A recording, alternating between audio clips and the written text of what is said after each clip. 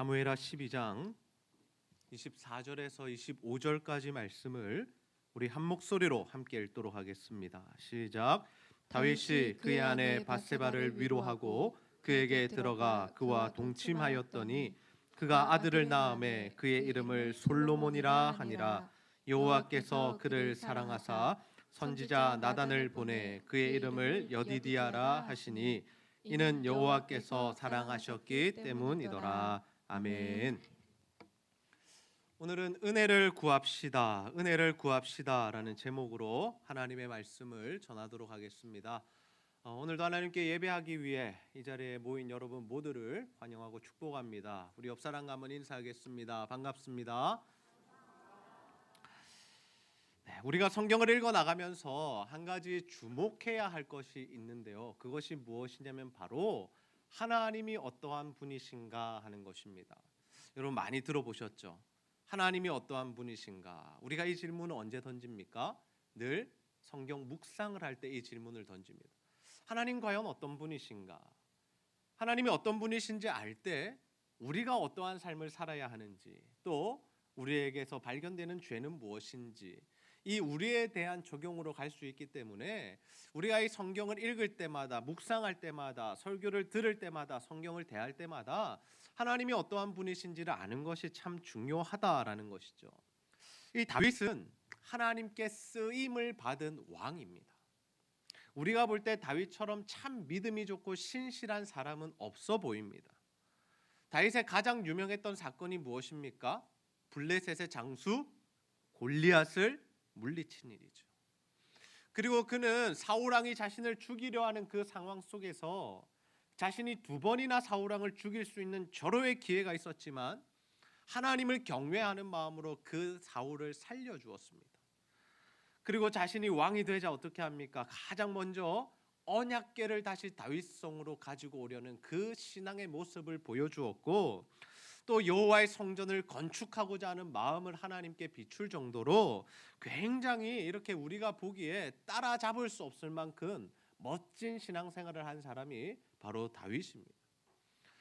우리는 이런 다윗 왕의 모습을 보면서 주눅이 듭니다. 야, 우리는 저렇게 못 사는데 다윗은 어떻게 저러한 삶을 살았을까라는 생각을 하죠. 그렇다면 여러분, 하나님께서 우리가 마음의 부담을 가지라고, 또는 우리는 저렇게 신앙생활을 하지 못하는데 다윗은 참 대단하구나 라며 박수를 쳐주라고 우리에게 이 다윗에 대한 이야기들을 주시고 성경에 기록해 놓으셨을까요? 그렇지 않다라는 거죠. 우리가 성경을 보면 다윗도 대단한 사람이 아님을 알 수 있습니다. 그도 실수했고요, 그도 죄를 범했고요, 우리와 똑같은 사람이다라는 거죠. 그러나 다윗이 다윗 될 수 있었던 이유, 다윗이 하나님의 마음에 합한 자라고 인정을 받을 수 있었던 이유가 무엇이냐면 바로 그에게 하나님의 은혜가 임했기 때문입니다. 오늘 우리가 죄인된 우리 자신들이, 우리 모두가 정말 어떻게 하면 하나님께서 베푸시는 복된 인생, 하나님께서 베푸시는 은혜로 살아갈 수 있을까에 대한 말씀을 함께 나누고자 합니다. 바라기는 여러분 모두가 정말 삶을 살아가는 동안에 하나님의 은혜를 구하는 자들이 다 되셔서 정말 하나님 주시는 복과 은혜로 살아가는 저와 여러분이 다 되시기를 주님의 이름으로 축복합니다. 하나님은 다윗을 이스라엘의 두 번째 왕으로 선택하십니다. 그리고 사무엘에게 다윗에게 가서 기름을 부으라라고 명령하시죠. 그러나 이 다윗이 기름 부음 받은 이후에 당장에 바로 왕이 된 것은 아니었습니다.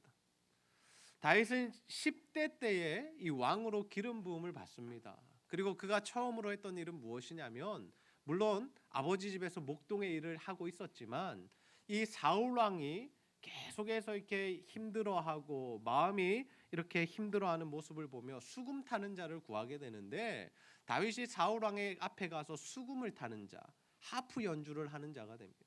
그래서 다윗이 그 연주를 할 때마다 이 사울이 머리가 상쾌해졌다라고 성경은 기록하고 있습니다. 그러니 다윗의 연주를 통하여 이 사울이 마음의 평안함을 누리는 그 역할을 바로 이 다윗이 했다라는 거죠. 그리고 다윗이 골리앗을 무찔렀던 때가 언제냐면 바로 10대입니다. 다윗이 10대 소년일 때, 청소년일 때 이 골리앗이라는 장수와 싸워서 이겼다라는 거죠. 그리고 그는 사울이 시키는 곳마다 가서 전쟁을 하는 이 용사로 이 10대를 살아가게 됩니다. 어떻게 보면 다윗의 10대는 굉장히 황홀했죠. 그의 인생의 전성기라고 말할 수도 있을 것입니다. 어려서부터 정말 하나님께 쓰임을 받고 사람들에게 인정을 받는 사람이었습니다. 그런데 그의 인생에 한 가지 문제가 생깁니다. 뭐냐면 사람들이, 이스라엘의 여인들이 사울은 천천히요 다윗은 만만이다라는 노래를 불렀습니다. 그 노래를 들었던 사울 왕이 좀 마음이 좁았던 것 같아요. 그래서 다윗을 시기하게 됩니다. 야, 어떻게 나한테는 천천을 돌리고 다윗에게는 만만을 돌리냐? 나보다 다윗이 더 대단하다는 거냐? 이러면서 이 다윗에 대한 이 시기와 질투가 생기고, 그래서 어떤 일까지 벌이냐면 자신 옆에 있는 창을 다윗을 죽이려고 던지는 일까지 했다라는 거죠. 그래서 다윗은 한 10년 동안을 자신을 죽이려는 사울을 피해 도망다니는 인생을 삽니다. 이곳저곳을 떠돌아다니고 광야를 떠돌아다니고 동굴에 숨어 지내면서 정말 그의 20대가 정말 이렇게 힘들고 괴로운 시절이 되어 버렸다는 거죠. 그러나 하나님께서 다윗을 왕으로 선택하셨고 또 하나님께서 다윗을 왕으로 세우기 원하셨기 때문에 다윗이 30세에 이스라엘의 왕이 됩니다. 그래서 그가 40년 동안 온 이스라엘을 통치하게 되죠. 처음에는 유다 지파만 통치했지만 나중에는 온 이스라엘을 다 통치하게 됩니다. 그리고 하나님께서 다윗에게 은혜를 막 부어 주시는데 어떤 은혜가 임했냐면 어디를 가든지 승리하는 은혜를 부어 주셨습니다. 여러분, 고대 국가의 가장 중요한 것이 무엇이었겠습니까? 전쟁 아니었겠습니까? 전쟁을 통해서 승리해야 영토가 넓어지는 것이고, 영토가 넓어진다는 것은 그곳에 있는 자원들을 가져올 수 있다라는 의미이기 때문에 다윗이 가는 곳마다 승리를 했다라는 것은 하나님께서 다윗의 나라를 더 강성하게 만들어 주셨다라는 의미죠. 그래서 우리는 이 기억 속에 다윗은 참 위대한 왕이다, 정말 다윗의 때가 이스라엘의 전성기였다라는 기억을 가지고 있습니다. 그런데 그런 다윗이 시간이 지나서 한 가지 큰 죄와 실수를 범하게 되는데 그 죄가 무엇이냐면 바로 오늘 말씀 전에 기록되어 있는 우리아의 아내 밧세바를 범하는 사건입니다. 여러분 잘 아실 겁니다. 다윗이 이스라엘과 암몬이 전쟁이 일어났을 때 다윗이 참전하지 않습니다. 다윗은 궁에 있었습니다. 그리고 저녁에 궁을 거닐다가 한 여인이 목욕하는 모습을 보게 됩니다. 그런데 거기서 멈췄어야 했는데 다윗이 어떻게 하냐면 그 여인이 누군지 알아보라라고 지시하죠. 알아보니까 우리아의 아내 밧세바라고 합니다라고 거기서 멈췄어야 하는데 다윗이 어떻게 하냐면 데려오라라고. 데리고 와서 그녀와 동침을 하죠. 지금 시대의 말로는 간음, 불륜을 저지른 거죠. 그런데 그 사이에서 아기가 생기게 됩니다. 그들이 동침을 했는데 밧세바가 임신을 하게 되었다라는 거죠. 다윗이 이 사실을 숨기기 위해서 어떤 노력을 하냐면 전쟁 중에 있는 우리아를 불러옵니다. 그리고 우리아에게 좋게 대접하고 음식을 준 이후에 집에 가서 자라라고 명령하죠. 집에 가서 자게 했던 이유가 무엇이냐면 그곳에서 이 아내와 또 잠자리를 가지면 아이가 태어났을 때 누구 아이인지 모르게 하려는 그러한 꾀를 낸 것이 바로 다윗의 방법이었습니다. 근데 여러분이 우리아가 얼마나 이 충성스러운 사람이었냐면 이 다윗이 집에 가서 자라고 하면 자면 될 텐데 집에 가서 자지 않습니다. 성문에서 자고 밖에서 잡니다. 왜 그랬냐 물어보니까 이 자신의 이 함께하는 사람들, 이스라엘 군사들은 다 전쟁 나가서 목숨 걸고 싸우고 있는데 어찌 나 혼자 편하게 집에 가서 잘 수 있느냐고. 그래서 그가 집으로 돌아가지 않습니다. 그러니 다윗이 냈던 깨가 먹히지 않은 거죠.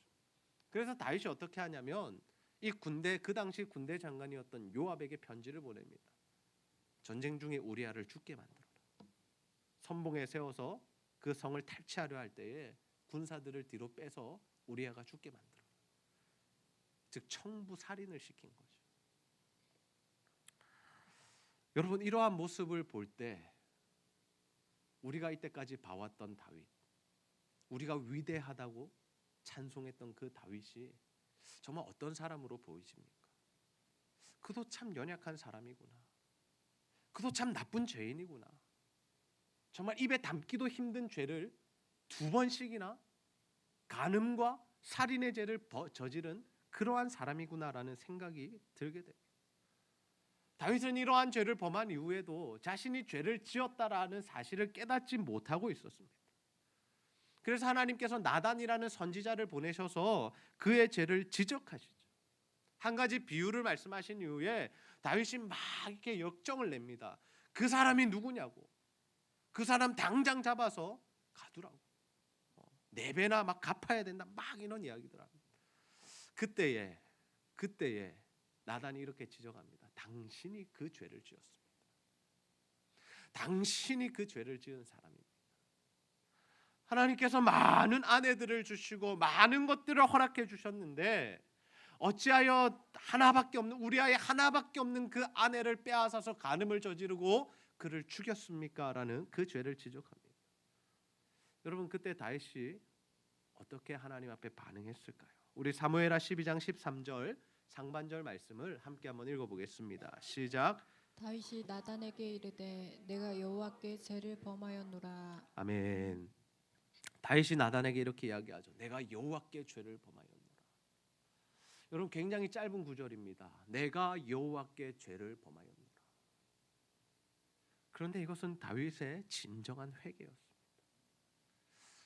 여러분, 본디 왕이라는 사람은 자신의 신하로부터 어떤 이야기를 들을 때 만약 그 신하가 자신의 죄를 지적하고 자신의 잘못을 지적한다면 그것을 받아들이기 쉽지 않은 위치에 있는 사람입니다. 여러분, 우리보다 어린 사람이, 우리보다 직급이 낮은 사람이 또는 우리의 자녀들이 우리의 죄를 지적할 때 우리가 그것을 쉽게 수용하기가 힘들다라는 거죠. 자존심의 문제이기 때문에 내가 진짜 그 죄를 범했다 할지라도 네가 그런 말을 할 수 있느냐, 이렇게 반응하는 것이 사람의 당연한 모습이다. 근데 지금 다윗이 어떻게 하고 있습니까? 자신이 왕임에도 불구하고 자신의 죄를 지적받았을 때, 그 죄가 깨달아질 때 하나님 앞에 엎드려 회개하는 모습을 보여주고 있다라는 거죠. 그래서 하나님께서 다윗에게 어떤 은혜를 베푸셨냐면 너는 살려주겠다라고 말씀하십니다. 너는 죽지 않을 것이다. 그러나 누가 죽습니까? 그와 밧세바 사이에 태어난 아이는 죽을 것이다 라고 말씀하십니다. 다윗은 태어난 아기가 아프자 하나님께 살려달라고 기도합니다. 그가 일주일 동안 금식하며 하나님 앞에 기도했다라고 합니다. 그러나 하나님 말씀대로 그 아이는 결국에 죽게 되죠. 이렇게 다윗이 죄를 범했고 다윗이 하나님 앞에 회개를 했고 그리고 하나님의 징계로 그 아들이 죽었다. 이것으로 모든 스토리가 마무리되는 것 같았습니다. 이렇게 이야기가 모든 것이 끝나버리면 우리가 상식적으로 아는 이야기이고 우리가 다 받아들일 수 있는 이야기이죠. 그래, 죄 지었으니까 회개해야 되고 회개하고 하나님 용서해 주셨지만 자신이 책임져야 할 부분 책임졌네, 잘됐다, 끝났네 라고 우리가 생각할 수 있다라는 겁니다. 그런데 얼마 지나지 않아서 다윗과 밧세바 사이에 또 다른 아이가 하나 태어나죠. 그 아이의 이름이 무엇이냐면 솔로몬입니다. 오늘 우리가 읽었던 본문 말씀인데요. 사무엘하 12장 24절에서 25절 말씀 다시 한번 읽어보겠습니다. 시작. 다윗이 그의 아내 밧세바를 위로하고 그에게 들어가 그와 동침하였더니 그가 아들을 낳음에 그의 이름을 솔로몬이라 하니라. 여호와께서 그를 사랑하사 선지자 나단을 보내 그의 이름을 여디디아라 하시니 이는 여호와께서 사랑하셨기 때문이더라. 아멘. 하나님께서 다윗과 밧세바 사이에 아들을 하나 주셨는데 그 아들이 누구냐면 바로 솔로몬입니다. 솔로몬, 그 유명한 솔로몬이죠. 그리고 선지자 나단을 보내셔서 그 이름을 뭐라고 불러주시냐면 여디디아라고 불러주시는데 이 여디디아라는 이 단어의 의미가 무엇이냐면 여호와의 기쁨 또는 여호와께서 사랑하시는 자라는 의미입니다. 저는 이 말씀을 보면서 한 가지 의문이 들었습니다. 왜 하나님께서 다른 여인과의 관계가 아니라 이 밧세바라는 여인과의 관계 속에서 솔로몬을 주셨을까? 그들은 간음을 저지른 자들이고 하나님의 벌로 그 아들이 죽임을 당했던 일도 있는데 왜 하나님은 적법한 아내를 통해서 왕위를 이을 아들을 주시지 않고 그렇게 과거가 있는 씻지 못할 그러한 아픔이 있는 그러한 밧세바와의 사이에서 그 솔로몬이라는 아들을 주셨느냐라는 거죠. 다윗은 돌이킬 수 없는 죄를 범했습니다. 그리고 그 아들이 실제로 죽었죠. 우리 생각에는 그렇다면 이제 밧세바는 역사 속에서 사라져야 하는 인물이 아닐까요? 여러분도 그렇게 생각하시지 않습니까? 우리가 어떤 죄를 범했고 그에 대하여 하나님의 대가를 받았다면 이제는 그 부분에 대해서 우리가 생각하기도 싫고 우리가 이제는 그 부분에 대해서 돌아보기도 싫어하는 것이 우리의 마음 아닙니까? 그런데 신기하게도 성경은 이 밧세바를 이제는 뭐라고 기록하고 있냐면 다윗의 아내라고 기록하고 있다. 이전까지는 우리아의 아내였던 그 밧세바가 다윗의 회개 이후에 하나님께서 그 여인을 뭐라고 부르시냐면 다윗의 아내라고 불러주고 계시다라는 겁니다. 하나님께서 다윗의 회개를 받으시고 그 모든 죄를 용서하신 이후에 은혜를 베푸셨는데 그 은혜의 산물이 뭐냐면 바로 이 솔로몬이었다라는 거죠. 여러분, 우리도 살아가면서 죄를 범할 수 있습니다. 죄로부터 자유한 사람은 단 한 사람도 없죠. 그러나 우리에게 주어지는 은혜가 무엇이냐면 우리가 하나님 앞에 진정으로 회개하고 정말 하나님 앞에 우리가 하나님의 은혜를 구할 때 하나님께서 우리에게 상상할 수 없는 은혜를 부어주시는 줄로 믿습니다. 하나님 우리에게 원하시는 것은 평생 죄책감 가운데 살아가는 것이 아니다라는 거죠. 우리가 회개하고 다시금 하나님과 친밀한 관계를 맺기 원하시는 것이 하나님의 마음이다라는 겁니다. 하나님 언제나 우리를 그렇게 기다리고 계시다라는 것. 누가복음 15장에 잃어버린 아들 탕자의 비유가 무엇입니까? 아버지는 그 아들을 계속해서 기다리고 있었다라는 거죠. 용서해 줄 마음으로, 품어줄 마음으로, 다시 사랑할 마음으로 기다리고 있었다라는 겁니다. 사람들은 자신의 죄를 자신이 책임지겠다라고 생각합니다. 그래서 우리가 전도를 나가보면 많은 사람들이 이야기하는 것이 뭐냐면 나는 죄가 많아서 교회 못 갑니다 라고 이야기를 합니다. 무슨 의미입니까? 내가 지은 죄는 내가 해결해야 되는데 아직 이 죄를 해결하지 못했기 때문에 내가 교회 못 나가겠다, 내가 하나님 앞에 서지 못하겠다라는 의미죠. 언뜻 보면 굉장히 책임감 있어 보이고 신앙이 좋아 보이는 고백입니다. 그런데 여러분, 복음은 자신의 죄를 자신이 책임지는 것이 아니다. 우리 죄인된 사람에게는 자신의 죄를 책임질 수 있는 능력이 없습니다. 그것이 바로 전적 타락의 의미입니다. 우리는 나면서부터 죄인으로 태어나고 이 세상에 의인은 없나니 하나도 없다는 것이 하나님이 우리를 바라보시는 시선이다라는 것이죠. 그래서 하나님께서 우리에게 주신 은혜가 무엇이냐면 바로 예수 그리스도를 이 땅에 보내사 십자가에 달려 죽게 하심으로 우리 죄를 대속하시는 그 은혜를 우리에게 베풀어 주셨다라는 거예요. 십자가의 은혜, 십자가의 사랑으로만 우리가 구원을 받을 수 있고 하나님의 자녀가 될 수 있다라는 거예요. 그래서 성경은, 복음은 우리에게 그 십자가를 의지하라라고 가르칩니다. 우리가 구원을 받는 유일한 길은 무엇이냐면 그 하나님의 은혜를 구하고 하나님의 은혜를 붙드는 것밖에 없다라는 거죠. 우리 한번 따라해 봅시다. 하나님의 은혜를 구합시다. 하나님의 은혜를 구합시다. 우리는 날마다 죄를 범하는 존재입니다. 그래서 우리는 날마다 하나님의 은혜를 구해야 하죠. 일주일치 죄를 모아놓고 주일날 와서 회개하면 되겠지. 아닙니다. 평생 우리 마음대로 살다가 죽기 전에 회개하면 천국 가겠지. 아니라는 거죠. 죄는 우리와 하나님 사이에 담을 쌓는 일입니다. 우리가 죄를 지으면 지을수록 하나님과의 관계가 멀어지고 하나님의 음성을 들을 수가 없다라는 거죠. 그래서 우리가 해야 할 일은 죄가 보일 때마다, 죄가 깨달아질 때마다 그 죄를 회개하는 것입니다. 그것이 하나님과 우리가 친밀한 관계를 유지할 수 있는 방법이다라는 거죠. 우리는 하나님과의 올바른 관계 속에서만 복된 삶을 살 수 있습니다. 하나님 주시는 복이 누구에게 임하는가? 하나님 주시는 은혜가 누구에게 임하는가? 날마다 자신의 죄를 깨닫고 인정하고 회개하며 하나님의 은혜를 구하는 자들에게 하나님의 은혜가 임한다는 사실을 기억하시기를 바랍니다. 여러분, 다윗이 죄가 없어서 위대한 것이 아닙니다. 다윗이 우리보다 더 잘난 인생을 살아서 다윗 된 것이 아니다라는 거죠. 다윗도 죄가 많았지만, 우리가 지어보지 못한 더 극악무도한 죄를 지은 사람이지만, 그는 회개하고 하나님의 은혜를 구했기 때문에 그가 다윗 될 수 있었고, 그가 예수님의 오심을 준비하는 자가 될 수 있었다는 거죠. 여러분은 어떤 삶을 살아가고 있으십니까?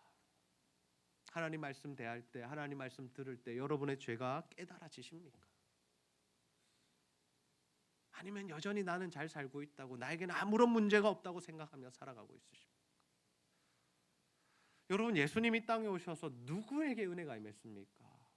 누구에게 은혜가 임했습니까? 자신들은 아무런 죄가 없고 신앙생활 잘하고 있다는 바리새인과 서기관들에게는 하나님의 은혜가 임하지 않았습니다.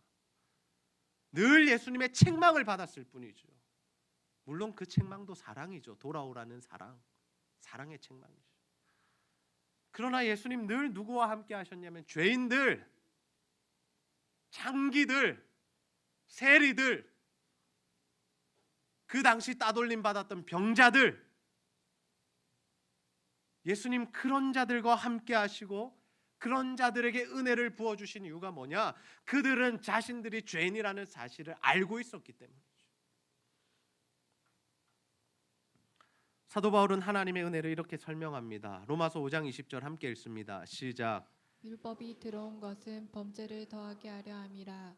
그러나 죄가 더한 곳에 은혜가 더욱 넘쳤나니. 아멘.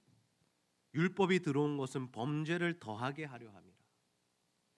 우리가 율법을 통해서 얻을 수 있는 유익은 뭐냐면, 내가 율법대로 다 살겠다, 하나님의 말씀대로 다 살겠다, 안 됩니다. 절대로 안 됩니다. 그러나 그 율법을 통해서 우리가 알 수 있는 것은 무엇이냐면, 내가 죄인이구나. 내가 죄인이구나.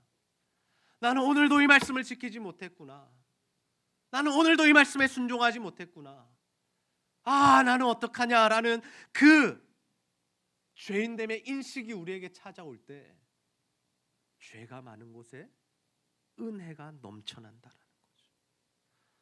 여러분, 이 말씀, 죄 많이 지을수록, 더 큰 죄를 지을수록 은혜 많이 받는다는 것 아닙니다.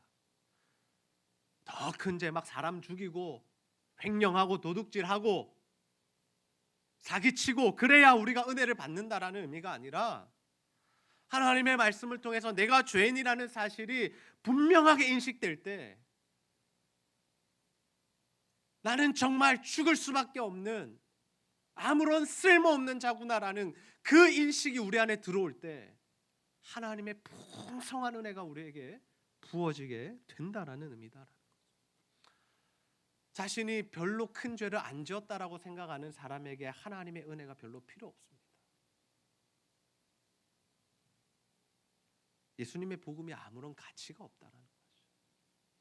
나는 잘 살고 있는데, 나는 죄인이 아닌데, 이 정도 죄쯤은 그냥 회개하면 괜찮아라며 신앙생활하는 자에게는 십자가가 아무런 간격이 없죠.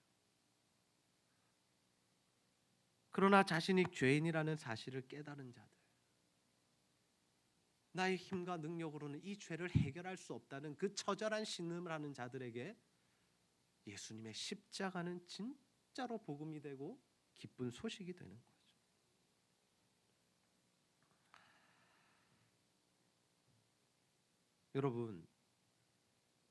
여러분 신앙생활 하시면서 물론 구원의 감격도 누리셔야 하고, 하나님 주시는 그 행복함으로도 살아가야 하지만, 궁극적으로 우리가 죄인이라는 사실을 인정하고 깨닫고 그것을 하나님 앞에 날마다 고백함으로 하나님이 주시는 은혜를 누려야 할 줄로 믿습니다. 저는 우리 모두가 정말 이 자리에 서기를 원합니다. 내가 더 잘났네, 내가 더 잘났네, 나는 저 사람보다 신앙생활 더 잘하고 있어. 그게 아니다라는 거죠. 나도 죄인이고 나는 죽을 수밖에 없는 죄인이지만 하나님의 은혜로 삽니다. 그 십자가만 내가 붙들겠습니다. 주님, 그 은혜 내게 주시옵소서. 이러한 고백이 저와 여러분의 고백이 되어지기를 주님의 이름으로 축복합니다. 오늘 우리는 하나님의 은혜에 대한 말씀 함께 나누었습니다. 하나님은 죄를 범한 다윗에게 벌을 내리사 그와 우리아의 아내 밧세바 사이에서 태어난 아들이 죽게 하십니다. 그러나 하나님은 다윗의 해결을 받으시고 그에게 하나의 은혜를 베푸시는데 그 은혜가 무엇이었냐면 바로 솔로몬의 탄생이었다. 다른 여인과의 관계가 아니라 이 밧세바와의 관계를 통해서 그 아들을 주셨다는 것. 여러분, 우리도 살아가면서 크고 작은 죄를 범하며 살아갑니다. 그러나 중요한 것은 무엇입니까? 우리가 죄인이라는 사실을 깨닫고 인정하는 것. 그래서 하나님 앞에 정말 진실되게 회개하고 그 하나님의 은혜를 구하는 것. 그러한 자들에게만 하나님의 은혜가 임한다는 사실 여러분 기억하시기를 바랍니다. 죄인들에게 은혜가 임하는 것입니다. 죄가 많은 자에게 은혜가 넘친다라는 것이죠. 내가 별 죄인 아니라고 생각하면 하나님의 은혜, 십자가 보혈 아무런 상관이 없는 인생을 사는 겁니다. 저는 우리 모두에게 자신이 죄인됨을 깨닫는 은혜와 또 그 죄를 하나님 앞에 회개하고자 하는 그 심령이 우리에게 있는, 우리에게 부어지는 그 은혜가 있으시기를 소원합니다. 그래서 이 죄가 많은 곳에 은혜가 넘쳤다는 이 말씀이 정말 우리의 말씀이 되어서 정말 하나님 앞에 날마다 회개하고 그 예수 그리스도의 십자가를 붙들고 정말 우리의 죄를 하나님 앞에 고백함으로 하나님 주시는 은혜로 살아가는, 하나님 주시는 은혜로만 살아가는 저와 여러분이 다 되시기를 주님의 이름으로 축복합니다. 우리 시간 은혜로다 함께 찬양하시고 말씀 붙들고 기도하는 시간 갖도록 하겠습니다.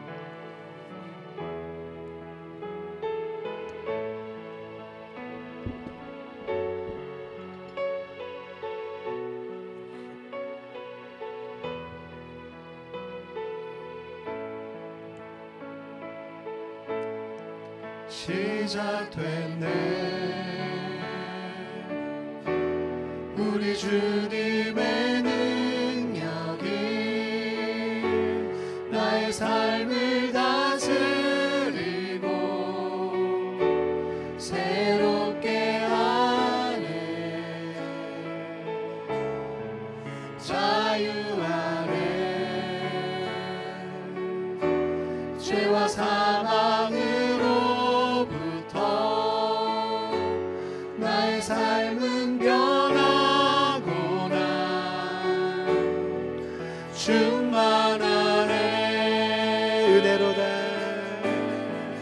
은혜로다. 주의 은혜 한량 없는 주의 은혜, 은혜로다. 주의 은혜 변함없는 신실하신 주의 은혜. 시작됐네, 시작됐네. 우리 주님의 능력이 나의 삶을 다스리고 새롭게 하네. 자유 안에 죄와 사망으로부터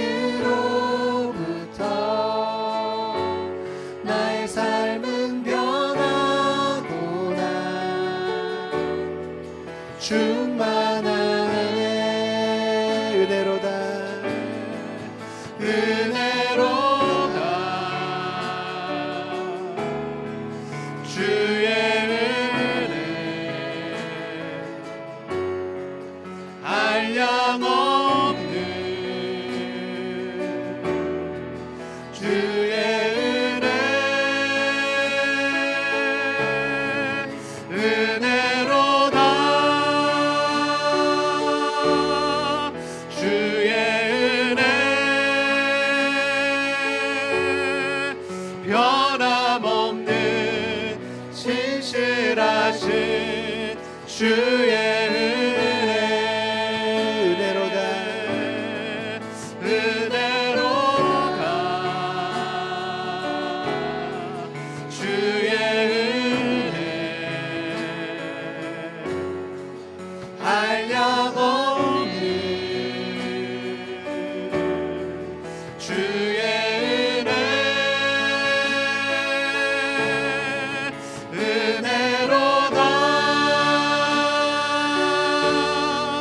주의 은혜 변함없는 신실하신 주의 은혜. 우리 시간 말씀 붙들고 한번 기도합시다. 하나님, 다윗이 범죄 이후에 그 아들이 죽는 벌을 받았지만 그가 하나님 앞에 온전히 회개하였을 때 하나님 그와 그의 아내 밧세바 사이에 솔로몬을 주심으로 그 가정에 큰 은혜를 부어주셨던 것을 보게 됩니다. 아버지 하나님, 우리도 죄인입니다. 날마다 죄만 지으며 살아갑니다. 그러나 하나님, 우리가 우리의 죄인됨을 깨닫게 하여 주시고 하나님 앞에 우리의 죄를 처절하게 고백하게 하여 주시며 온전히 하나님 앞에 회개하여 하나님 주시는 은혜와 복을 받을 수 있도록 인도하여 주시옵소서. 죄가 많은 곳에 하나님의 은혜가 넘쳐난다고 하셨사오니 우리가 진심으로 우리의 죄인됨을 인정하게 하여 주시고 정말 그렇게 하나님 앞에 죄인된 모습으로 설 때 하나님 부어주시는 그 은혜, 그 사랑, 그 놀라운 감격을 누리는 우리 모두가 되게 하여 주옵소서. 우리가 이러한 기도의 제목들 가지고 하나님 앞에 간절히 한번 기도하도록 하겠습니다. 아버지 하나님, 참으로 감사합니다. 오늘도 하나님의 말씀을 통하여 아버지 하나님, 우리가 하나님의 은혜와 복을 누리는 방법을 알려주시니 참 감사합니다. 하나님, 우리가 하나님의 은혜를 구하는 자들이 되게 하여 주옵소서.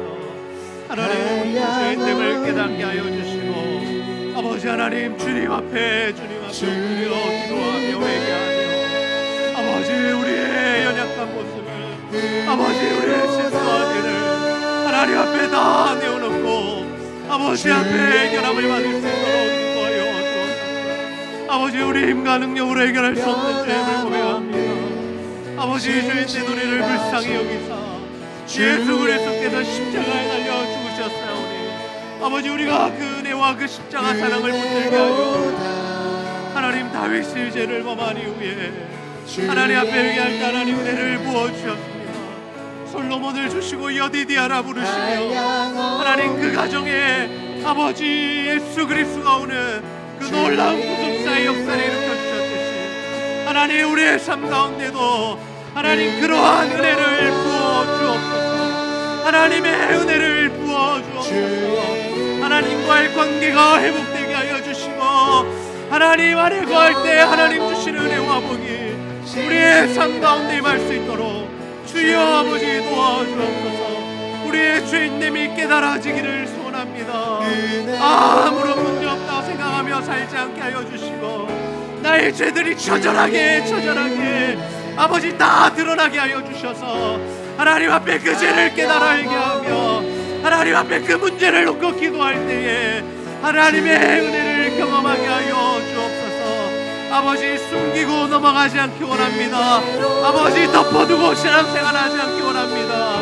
아버지 앞에 다 고백하고 내어놓고 아버지 앞에 회개하며 나아가기를 소원하오니 아버지 하나님 역사하시고 하나님 도와여 주시옵소서.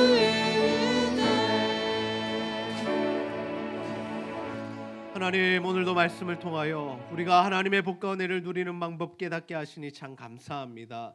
하나님, 다윗이 비록 죄를 범하였으나 정말 그가 하나님 앞에 온전히 회개하였을 때 하나님 그 가정에 복을 내리사 솔로몬을 주시고 그 아들을 여디디아로 불러주시니 참 감사합니다. 아버지, 우리도 죄인입니다. 날마다 죄를 지으며 살아갑니다.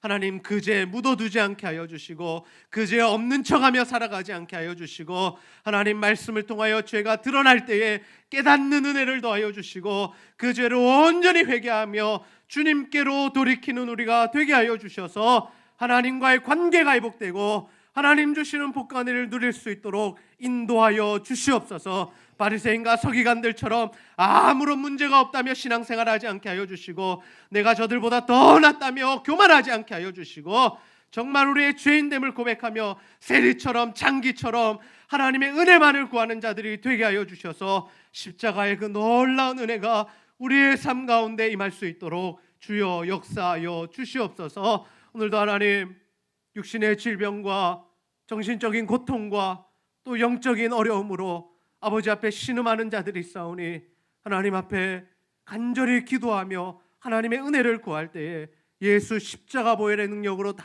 고쳐주시고 회복시켜 주시옵소서. 오늘도 하나님께 예배하기 위해 나온 모든 성도들 하나님 은혜를 더하여 주시고 하나님과 교회와 성도를 사랑하는 마음으로 드리는 모든 물질과 헌신 주여 기쁘게 받아 주시옵소서. 감사드리며 예수님의 이름으로 기도하옵나이다. 아멘.